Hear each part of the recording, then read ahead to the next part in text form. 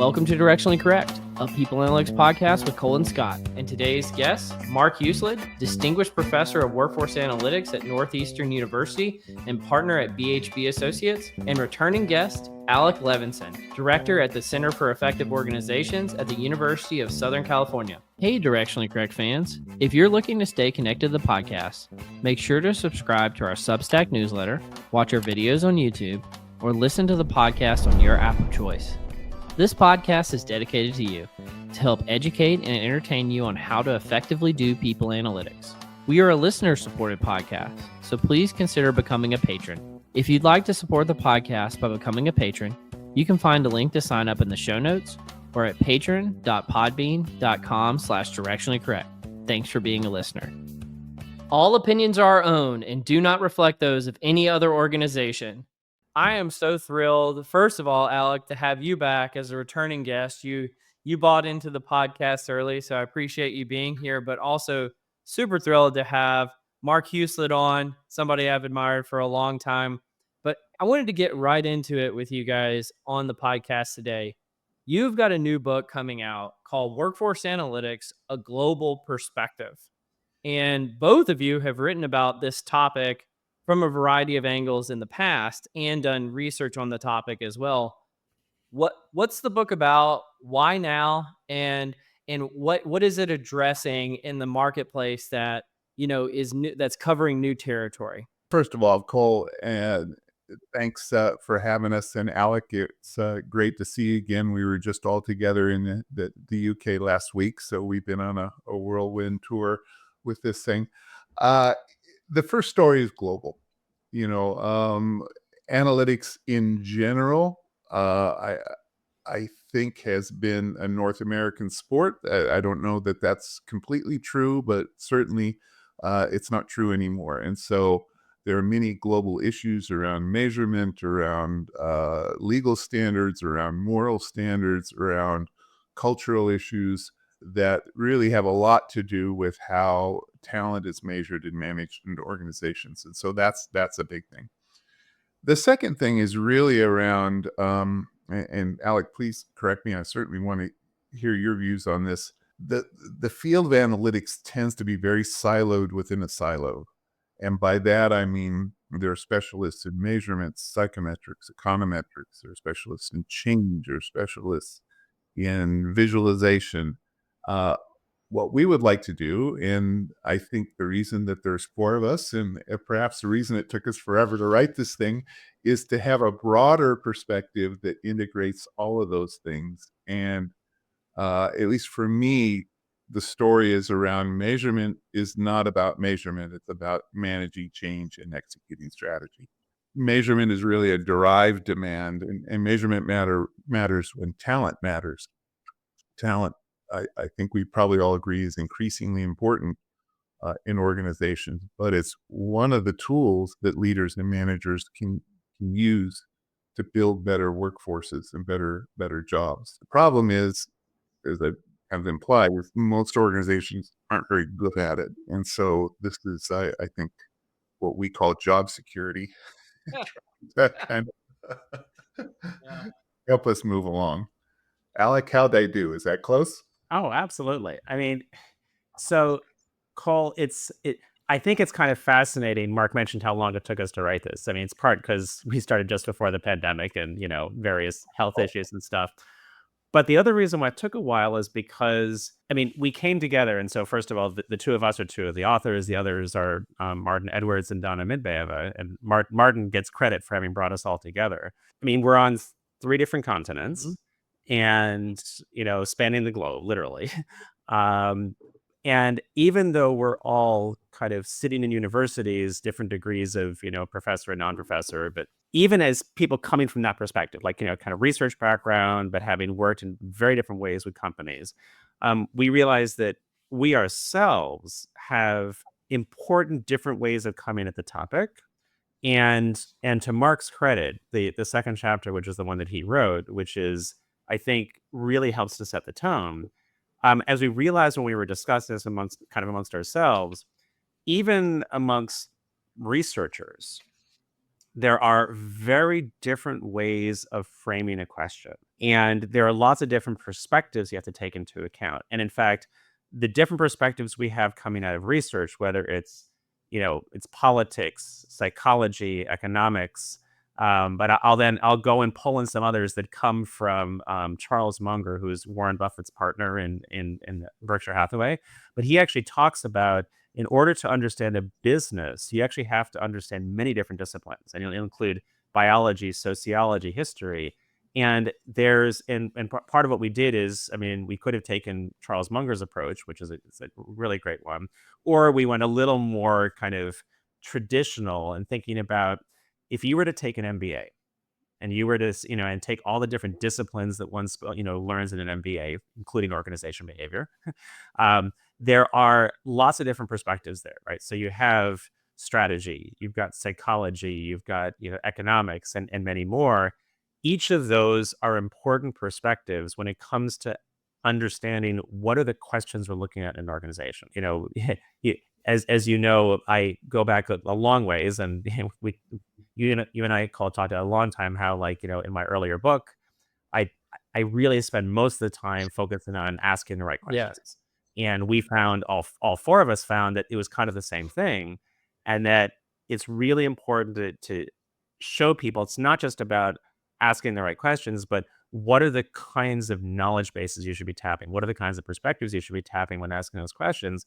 And by the way, those are mirrored in the different perspectives, power bases, decision rights that are in organizations. Yeah. And so, whatever the appropriate disciplines are that your business needs to succeed, those are all the different angles that one needs to think about when even just posing the question. And we realize, even for ourselves, and even as much as we might be kind of experts in helping to define these questions, we're never expert in all those different disciplines ourselves. And so it is 100% a team sport, and we're trying to give people, not just kind of lecture and say, oh yeah, you should do this, but no, here's a roadmap and all the different kinds of things you need to be thinking about, so people can improve the practice. Well, and last time Alec was on the podcast, we had a really great discussion of your book, Strategic Analytics. So for those, if you were listening, go back and listen to episode 20, because it's an excellent book. And the analytics is a team sport.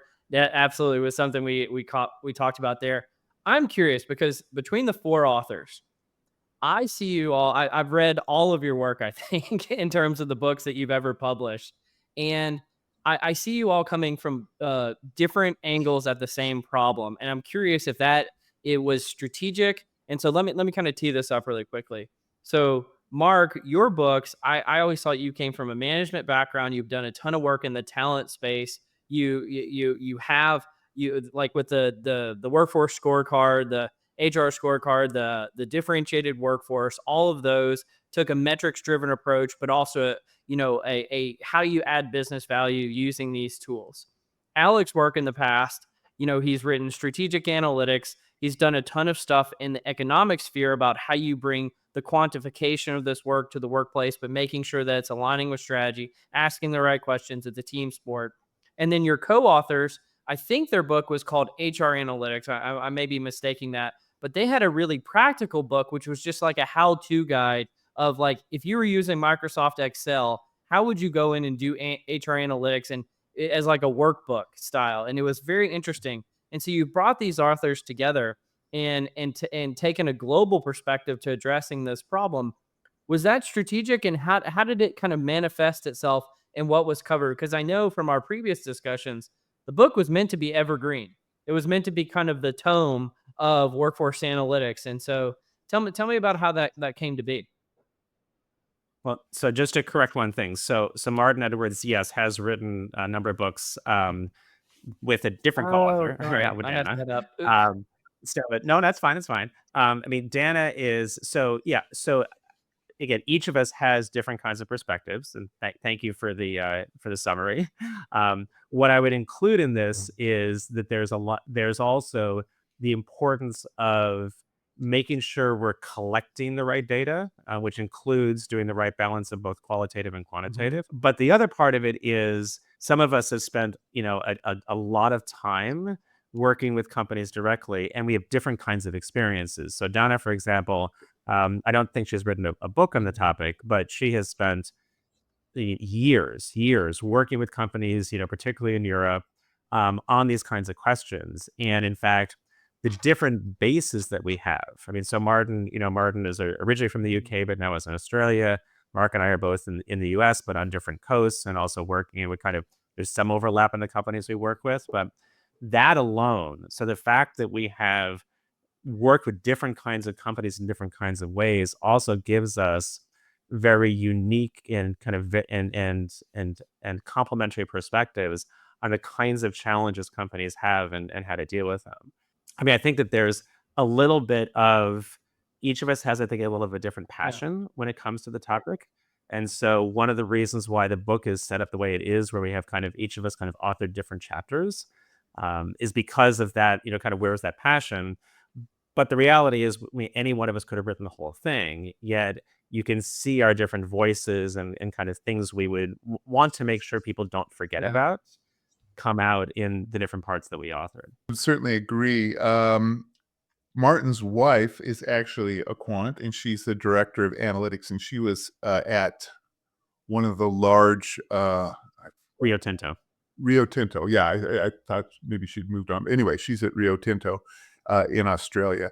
And so she manages the analytics team there. So those books, I think, are really quite good. And for your readers who are interested in applied practical work, they're really great books. And they also come with data sets. And they come with source code in R and in SPSS. They're just wonderful. However, they both have written a lot of stuff around various elements of analytics. So they're really multi-sport players here, both of them. And Dana, I don't know if you know her, but she's amazing. She ran a workforce analytics center at Copenhagen for years, and has a joint appointment at King's and at Copenhagen, and so is working all over the world on this stuff. So like a lot of things in life, we're all correlated about 0.4. Yeah. But the interesting part is are the stochastic parts and the uncorrelated parts that push us all to think a little bit differently about what our assumptions are, and so that was a good part of the process. Oh, absolutely. Well, I think about, Mark, to focus on you for a second. I was chatting actually just the other day with my professor from graduate school who taught us OB, Marcia Dickerson, and she was the one who introduced me to high performance work practices or high performance work systems, whatever is the lexicon that we use now. And again, talking about evergreen work, you've done some really excellent work in your career in that space. I was wondering if you could talk about it for a second. Well, you're very kind, but I'm sorry. It's reading my stuff is better than Ambien. It'll put you right out, I think. Yeah, I guess the short story is that I have been very interested in the economic returns to talent for 40 years. And so that's kind of the threshold issue that has pulled me forward. And sometimes that's focused on measuring the talent itself and trying to understand the returns to high versus low performing employees or different categories of jobs. The first, you might have seen some of the stuff on strategic positions and that stuff. That was the first paper I think I ever published in the late 80s, was on the various returns to levels of performance by levels of jobs, that kind of stuff. But the question in those days, in the 90s, was in the vernacular, people would say, well, yeah, okay, I believe talent matters, kind of, sort of, wink, wink. Let me just go back to, taking cost out of the business, to focusing on what are the returns to HR practices or in HR systems, which in turn drive the talent, which drives the strategy, whatever it might be. So it's kind of a third derivative approach.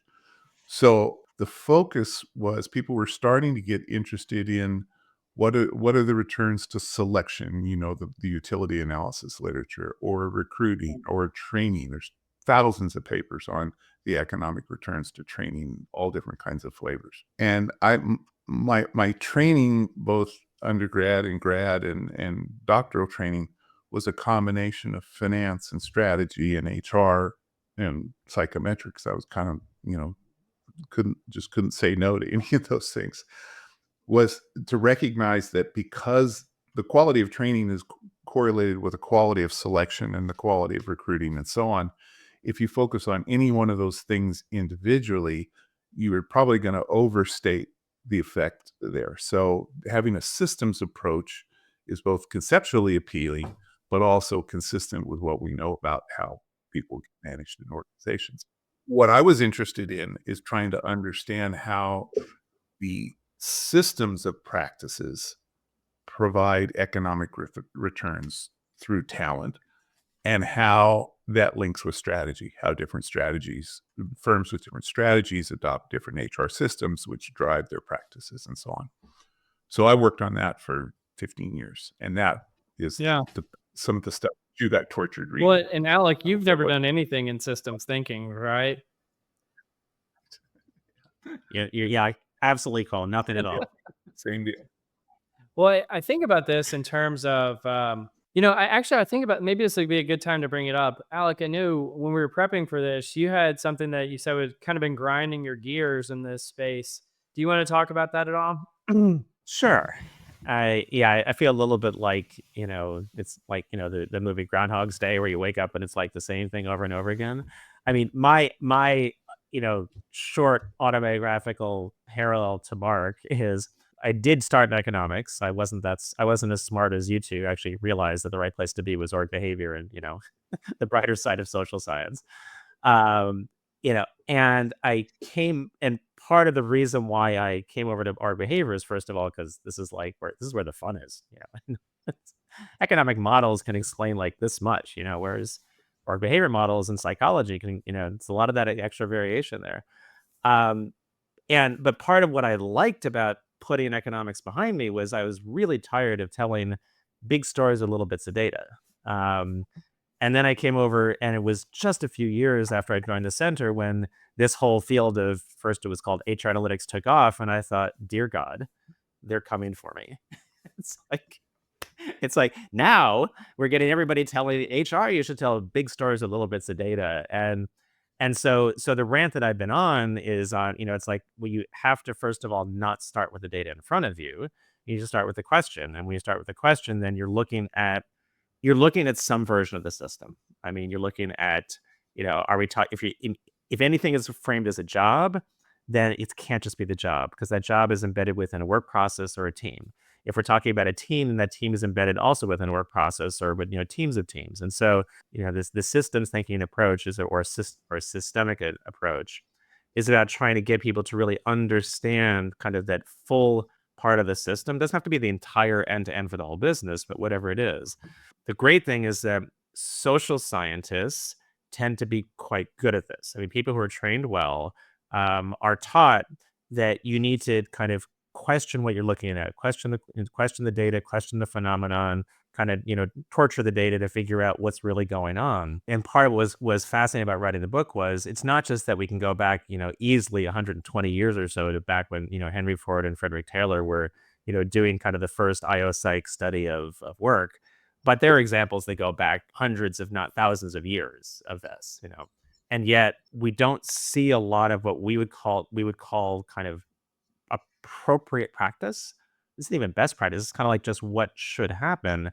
It's not pervasive. I mean, if it were, then we probably would, most of the book probably wouldn't be needed. And so I'm kind of curious, Cole. I mean, you've got the same kind of training. You've worked in a number of different companies. You've obviously, doing the work that you and Cole are doing. I mean, you and Scott are doing. You interact with hundreds, thousands of people around the world. I'm curious about your perspective on these kind of evergreen practices that we talk about in the book, but yet it feel like the university professor with the first year undergrads that come in, and it's like you have to start saying the same thing over and over again. Sure.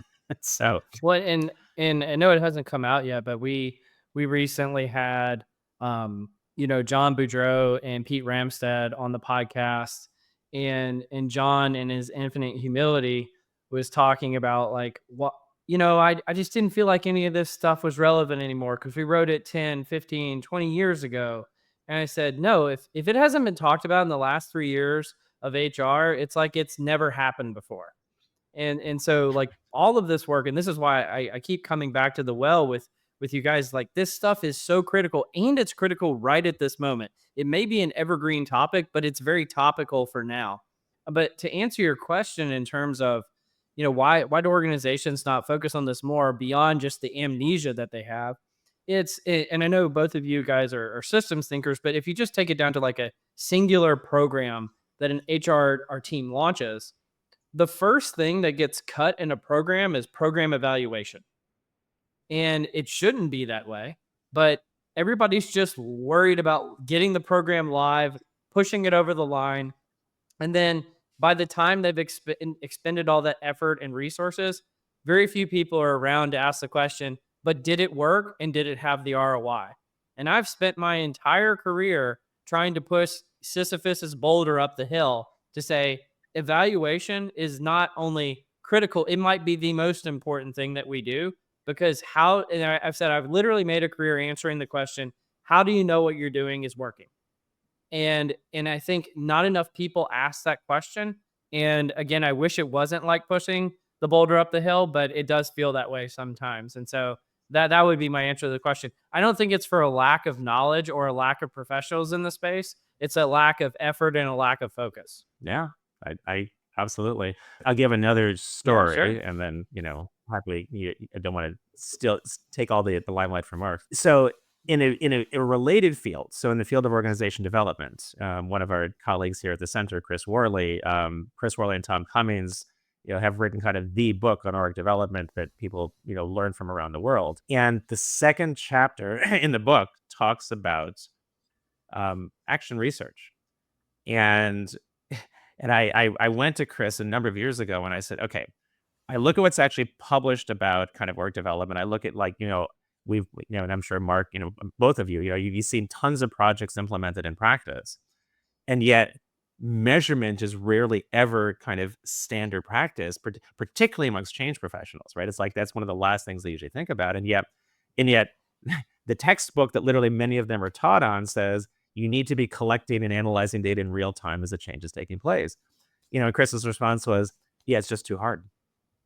I mean, it's like, it's change is hard, managing change is hard. And then to say, well, yeah, and in the process, we should be collecting data and doing real-time feedback. I mean, we see tools like this, right? I mean, this is where pulse surveys came from. Our other colleague, Teresa Wellborn, she did one of the first, kind of companies that actually did this pulsing. And if you do it well, you can actually get, sensing and measurement included as part of a change process. But I would guess that happens in about 0.01% of the times. And I mean, it's hard. Let me switch gears here. I want you guys to know how incredibly challenging it is to have an hour-long podcast with two people as prolific as you, because I really think we would need like 10 or 12 hours to do a justice of all of your work. But I'm going to skip to some random stuff. So your book is called Workforce Analytics, A Global Perspective. Another sport that has been burgeoning in a global way has been motorsports. And Mark, I know that you have a background in motorsports as well. And so I was wondering if you could tie that background to some of the work that you've been doing today. Well, yeah, and it's certainly the case that I grew up when normal kids grew up playing football, baseball, and I was racing motocross when I was 8 or 10 years old, and got involved in road racing and drag racing and boat racing, and basically managed a speed shop. We basically built motors, managed the talent side of that business for many, many years. And I just thought that's where I was going to spend my whole life. But if you look at motorsports, where, like a lot of sports where you get your grade at the end of every day, how well you've done. It's not like an R&D endeavor where you don't know for 10 or 15 years whether or not what you've done works.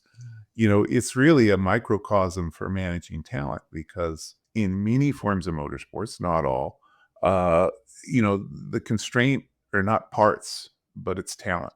People tend to have the same parts. Capital money can be a constraint. I wouldn't suggest it's not, but in most of the major sanctioning bodies, racing, whatever you're into around the world, the top 10 or 20 teams have more money than they can spend. In fact, most of the big sanctioning bodies have budget caps, and just because they don't want you spending money. So when that's true, it becomes managing talent, the selection, staffing, team-based behaviors, setting standards, coaching, development, all those kinds of things. That's where the returns are. And that's true everywhere I've learned in organizations, or everything I think I know. It's really the same. And so the same basics, and kind of going back just real briefly, Cole, to what you said about, why do we see this information failure around both metrics and around talent management? I would challenge that assumption a little bit. I think part of the issue is educational, because when you look at how leaders and managers are trained, in a business school, if you look at the functional areas around, accounting, finance, supply chain, marketing, advertising, all of those kinds of things. I'm not going to say those are well-developed sports, but they're, for an MBA or an undergraduate degree, they're in the core. So you can't, in North America anyway, and it's also true in most of Europe, you can't have an accredited degree without having some training in that area. Where's HR? It's not in the core. So you can be a leader, in fact, of a major functional area, never had a course in selection, never had a course in compensation, never had a course in training. Maybe you've had a week or two if you have a really good OB course, but that, I think one might argue, is probably not enough to cover what one needs for a career in management. So I think we really have some work to do about training and retraining folks that come into the field of this issue. Talent is increasingly important. There's more variance. Turnover of high potential positions has gone up dramatically. People are working remotely. Well, how are we going to manage that? Well, hope is not a strategy here. You've got to learn that, and academics, I think, has something to add there, but we've got to, I think, do a better job of coming to the table of that stuff.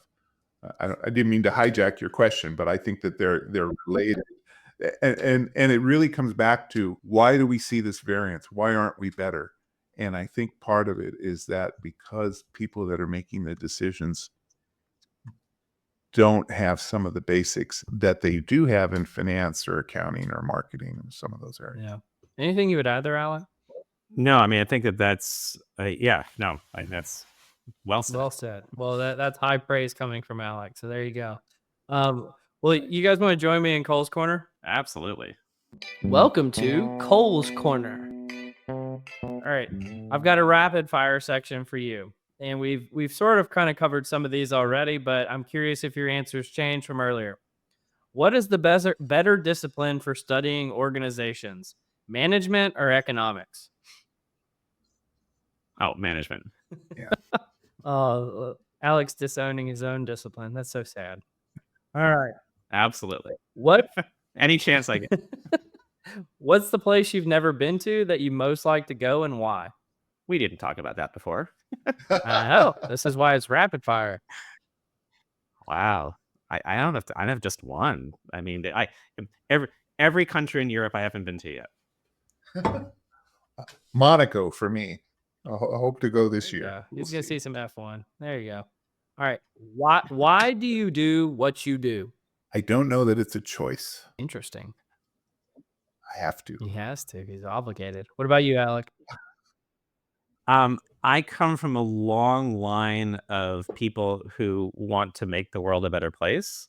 Comes partly from political leaning, partly also religious. And this is my version of it. I would have a really hard time doing it one person at a time, even though that's kind of fulfilling to help, make one person's life better. So I chose the harder thing of, let me try to make, systems and organizations better, because it's, I like an easy task. Yeah, that's journeyman's work right there. All right. I've got one big question for you. If you're looking into the future, what role does workforce analytics, as stated by your book, and if you want to explain what this is, Mark, the ACAI model, play? How do you educate a generation of students to have the skills to execute effective workforce analytics? Well, I mean, I think Alec kind of implied what the model is, but the ACAI model for us is really around starting with the question. So, what's the problem you're trying to solve? And then, what data do you need? Not what data you have, and those things are often negatively correlated. But what data do you need to answer that important question? What analyses, the third step, and the analytics, do you need to use to answer the question with the right data? And this is a challenge because for most of what we do, most of our sport, it's a multivariate and a time dependent issue. And by that, I mean, the things that determine human performance are multivariate. There's a lot of pieces in them. I have to be talented. I have to be motivated. I have to be able. I have to be trained. All of those kinds of things we all know pretty well. But it's also time development. We send people off to training. We invest in new hires out of university today, not because we think they're going to immediately be productive, but because we think that over time the returns will exceed our investments. So if those things are true, any model that's not multivariate horizontally and time series over time is probably going to be suspect, which is opposite of how most analytics works. We say let's correlate engagement with performance today. Where's our data? Obviously that's going to get you the wrong answer. And then the final part there around the I, which is about influencing the right decision. None of this stuff makes any difference unless you can really get managers who are busy, maybe skeptical, got other things going on, to listen to what you're doing, to challenge their own behaviors and thinking, and to make better investments with people. So that's a lot of stuff. So that's the ACAI model. So in order for us to do that, I think you got to know, you don't have to master all that stuff, but you need to know it's there. And if you're hiring a team to do this, or you're working with a team, you need to be able to start every meeting, by asking, what's the problem we're trying to solve? What data do we have? How we analyze those data? What are we going to do with those data? And if you can do that, you can go a long way. The base rates are pretty low, which can make you sad, but can also make you incredibly grateful, because there's really a huge opportunity to make a difference. Yeah. If I was running the supply chain organization at FedEx, I don't know what I'd do with myself. They're so good. How are you going to make them better? But the talent management side, I think I could probably help them. And so, not me, but I mean the field in general. And so that's kind of where I would come down on that. So long-winded answer. What would you say, Alec? I would add to what Mark said and said there's interdependencies, and I want to come back to that point about the action. But also, I mean, come on, folks. We've created the acronym because it actually means something. Okay. So ACAI is, it's Asai or Acai or whatever, because so that's part of the answer call, is that when we realized it, we were like, wow, it's like that, because you need something that people can grab onto, right? So it's just 4 simple steps, but it's 4 simple steps that are actually hard to do and do really well. And you have to, I mean, it's like you say, you're like, pushing the boulder up the hill. If you keep pushing that boulder up the hill, you can actually get better at it and you can make progress on it. But there are 2 things. So one thing about asking the right questions is, and this is not the fault of the analyst. This is the fault of HR and of most managers, is we like to think about things as being a problem with a person or with people.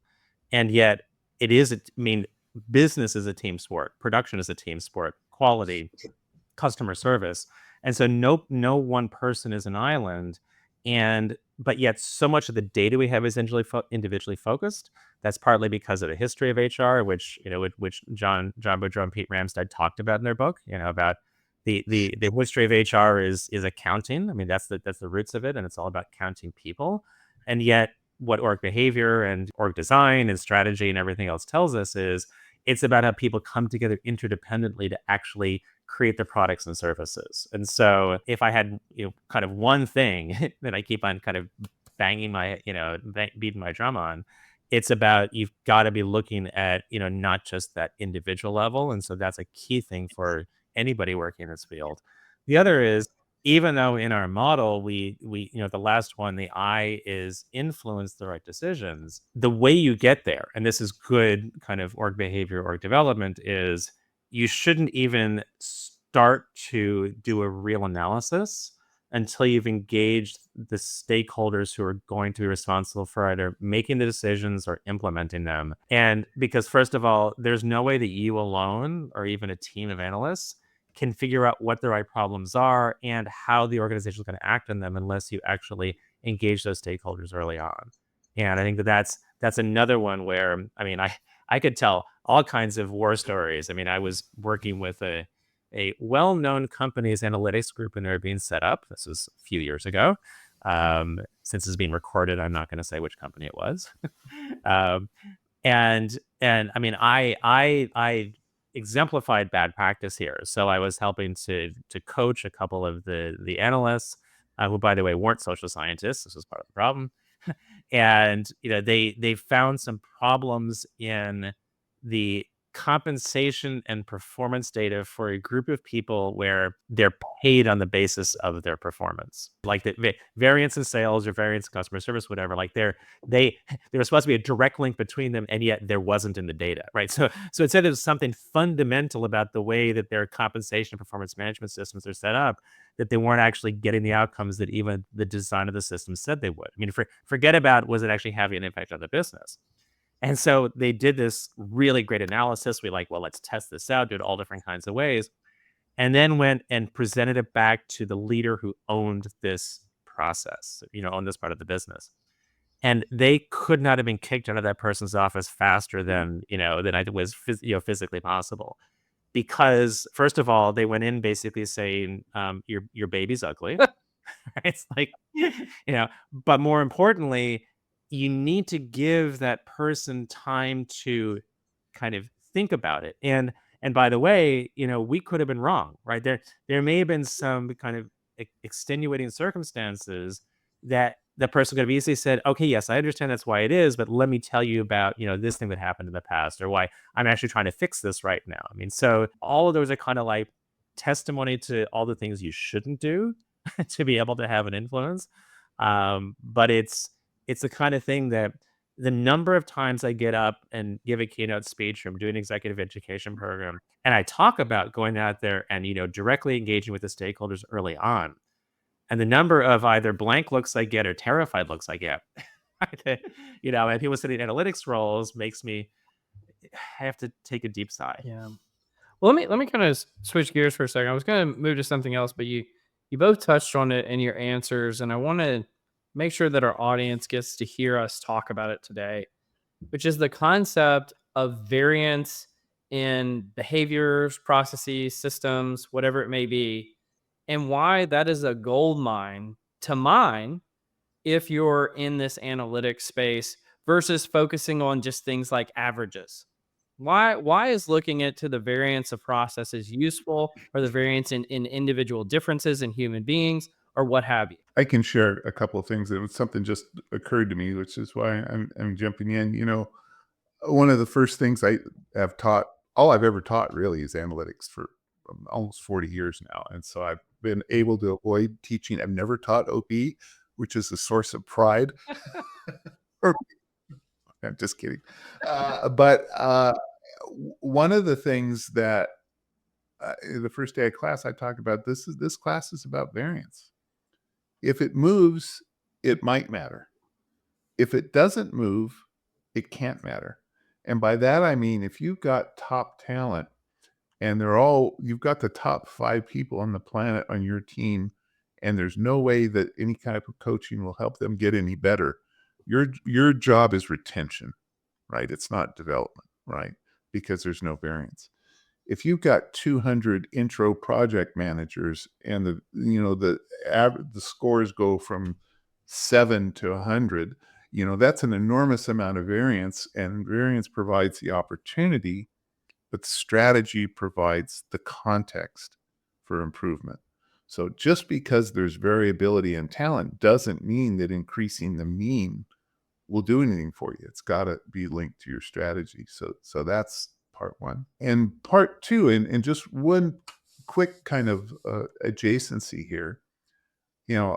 When I was started out as an assistant professor, I was, working in the Northeast. I mean, I would just call people and just show up at their office, senior people. I didn't know I wasn't supposed to do that. And one of the people that I called was this guy, Baruch Lev. And do you know Baruch, Alec? He's the intangible asset guy at NYU. I know the name. I don't know him. Oh, just a prince. Basically, he is doing for intangible assets what we're focused on in talent. And the question that he is asked and has asked his entire career is, if intangible assets are so important, and starting in about the 90s, if you look at the market to book ratio of the Fortune 500 or 1,000, physical assets, property, plant, and equipment was maybe 20 or 30% of the total market value of a company. So 70% of the valuation is blue sky or intangible assets. Well, where is that? Baruch is an accountant. He focuses on accounting. Why don't we manage and measure intangible assets in the accounting system? And so he pushed and pushed and was on several mini accounting boards, the FASB boards. He's been in front of Congress many times. In a world where intangible assets are the game, you think of all, of AI. So of all the AI companies, what are their physical assets?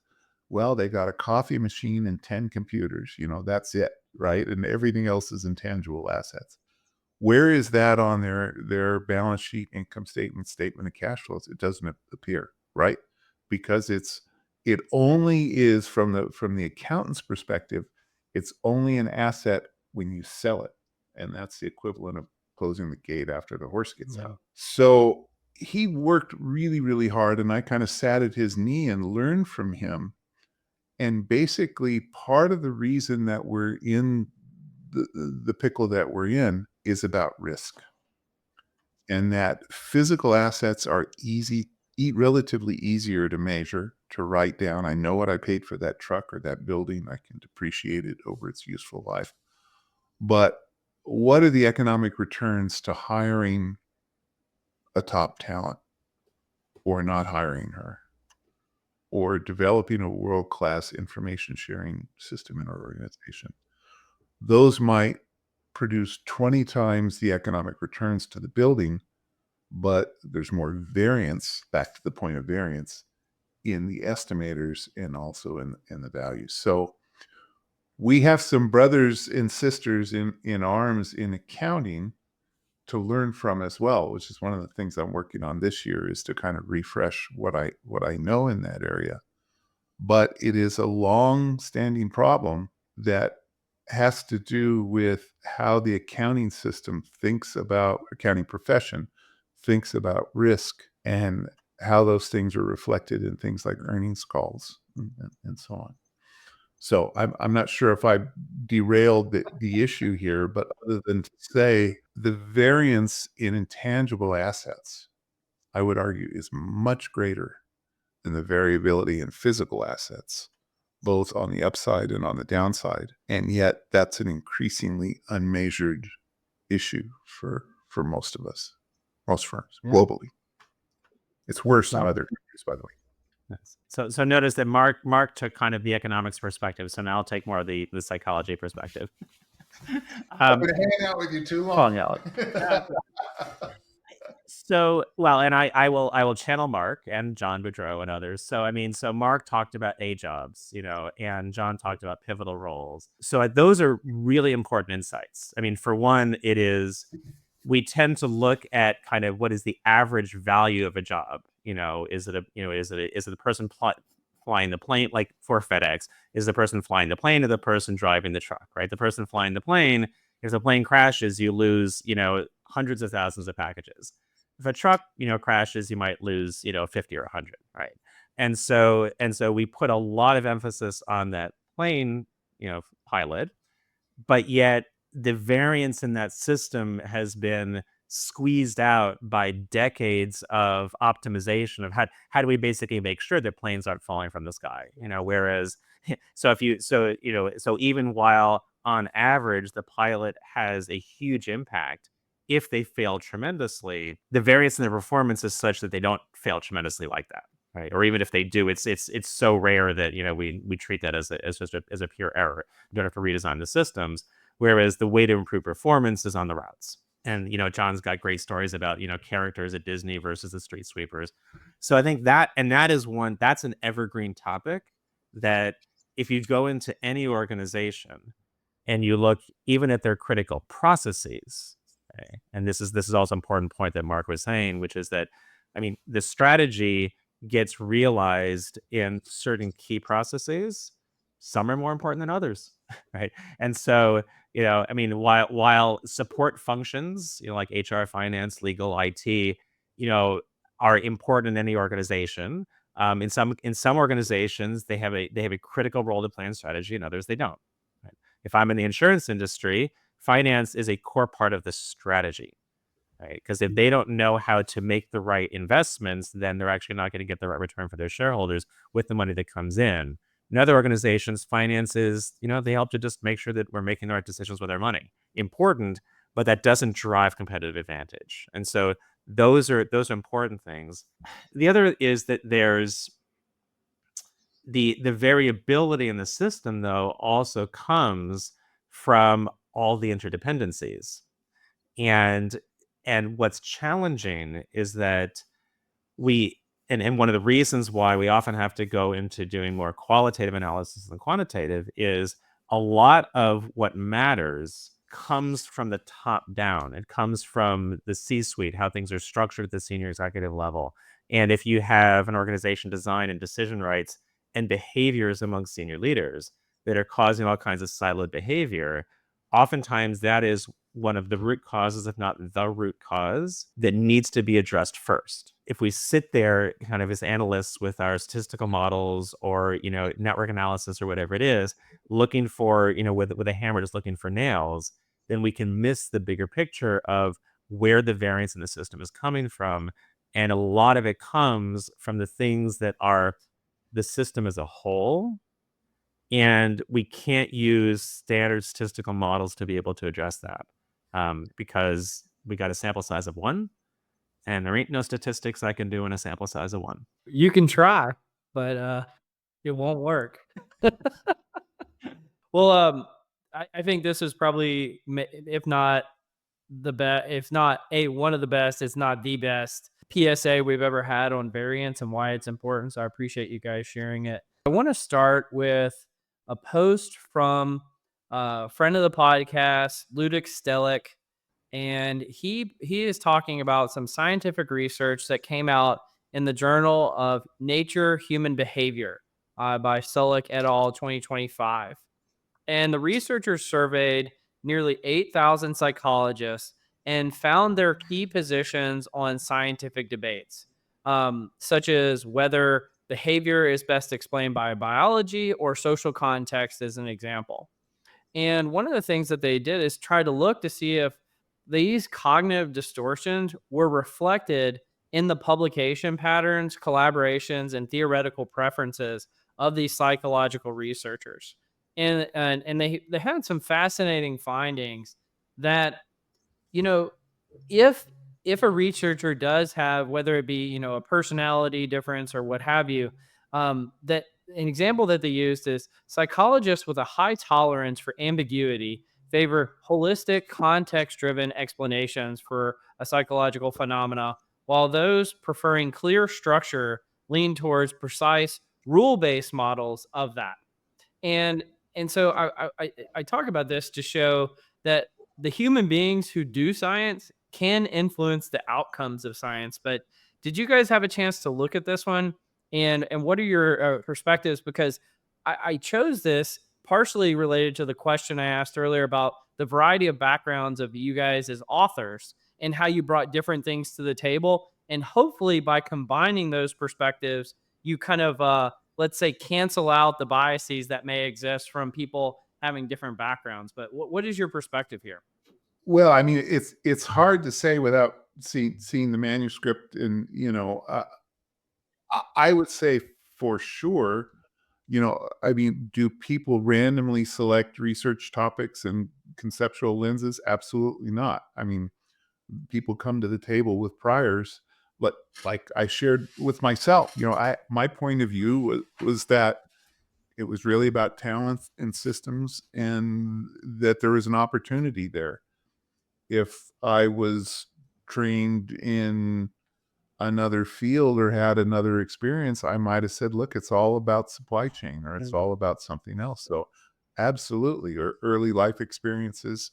Um, we all know people who had that great teacher in college or high school, or knew a family friend who said, the future's in plastics or whatever it is, so absolutely. Now, the question is whether or not those biases swamp the truth, and that's where things become dangerous. The wonderful thing about science is that, given enough time and with important corrections, caveats, it's self-correcting. If you're saying something really ridiculous, eventually somebody's going to call you out on it.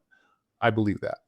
Maybe not soon, and bad ideas can live on in science for a while, but I really believe in the process. I'm not sure if I answer your question. The nature nurture. The question really is, and the point of the post is, why do scientists disagree, even if they use the same data and same methods to study a particular phenomena? And so the researchers were looking into, well, maybe it's their background, maybe it's their individual differences, maybe it's their, the priors that they're bringing to the table, that is influencing that. Because presumably, if you're in the pursuit of truth and you use the same data and the same methods, you should come to the same outcomes.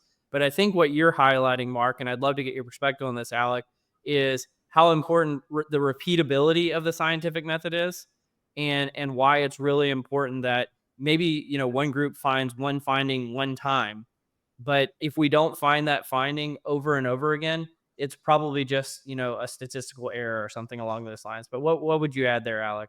Well, we could go down a deep rabbit hole on that exact question about kind of biases amongst research. What I would say is that I think that there's a direct connection between this and the challenges we have of looking at looking at what's going on in organizations. Mm-hmm. So first of all, I think one of the biggest problems we have, and this includes people sitting in analytics roles, is that the stakeholder who comes to you with a problem has their own bias. Yes. And frequently, it's not just a bias. Frequently, they've already figured out the solution. And they want your analysis, your data, just to prove what they already know to be true. Yeah, and so the point about the scientific method is, and this is also where I'd say good systems thinkers, and all three of us and many of the people on this, listening to this, I'd say are good systems thinkers, because you know that you don't know the answer. Right? I mean, like, as expert as we all might be, and we've seen a lot, anytime I work with a company, for on the whatever the next project is, problem they have, I try to go in with it as blank a slate as possible, which is kind of funny because, of course, I'm coming in with tons of ideas and opinions and biases, because of things I've seen in the past. But that's one of the most important things, is to I think it's one part that expertise is about learning, is about developing pattern recognition. I think there's really good kind of research on this within like neuroscience of kind of the brain, that kind of the different parts, your brain gets kind of more set, pathways get more set. The older you get, the more experience you get. That leads you to be able to make fairly quick decisions about complex things. But that also means that your biases are getting even deeper. Right. And so part of being a really good social scientist, just being a good kind of citizen within an organization, within society, is to go, okay, it seems like that might be the answer, but let me make sure. I mean, that, if anything, is that's that might be the message of the book, is don't assume that you know the answer, and that you have to go out there and get the information. And there's a lot of different people and perspectives to get you the right answer. I love that. Well, and I'll say this, it's such an honor to have both of you guys here. I know Alec knows this, but Mark, you may not. You both and some others hold the esteem of being the books that I have recommended the most. So, Strategic Analytics from Alec, Mark, your series, the HR scorecard, the workforce scorecard, and the differentiated workforce. And then a person who you've referenced already, John Boudreau, and Investing in People with him, Wayne Cascio, and Alexis Fink. I just feel like you guys are the titans of the community. You are the shoulders that people like me and Scott stand upon, and I really appreciate you. And I have a feeling that when your book, Workforce Analytics, A Global Perspective, comes out, it's going to get added to the list. And so for those of you who are out there listening, go and check out the book. It's going to be excellent. But I wanted to say that before we wrapped up. Any final words for you, Mark, or you, Alec, before we wrap up the podcast? Well, that's very kind. Thank you so much. Appreciate it. We're just slugging away every day, trying to make a difference. Absolutely. That's all I know how to do. I agree. I'll end with something that is both a public service announcement or perhaps humorous. If you go to buy my strategic analytics book, please make sure you don't buy the big print version. Why? For some reason, I had this. I like one of the first times I went and spoke at People Analytics World like years ago. I had at least a couple people come up to me afterwards and say, I don't understand why your book is so big in the big print. And so there's like a version out there that is for people who have bad eyesight. And unfortunately, for whatever reason, like someone or a handful of people bought the wrong version on Amazon. And then it continued to put that one first. And so for a number of years, I literally would get up and say, please make sure you click on the right versions. You don't end up with something that's like, weighs like 8 pounds. And yeah. No. If I ever get a chance to find the big print version, I'm absolutely buying it. And then I'm going to continue to give it to you as a gift, Alec, just because that's one of the funniest things I've ever heard. Well, this has been a fantastic episode. Go and find the big print version of Strategic Analytics so that it stays number one above the original version on Amazon. Oh, no. And you've been listening to Directionally Correct, a People Analytics podcast with Cole and Scott, and today's guests, Mark Huselid and Alec Levenson. Thanks for joining us, guys.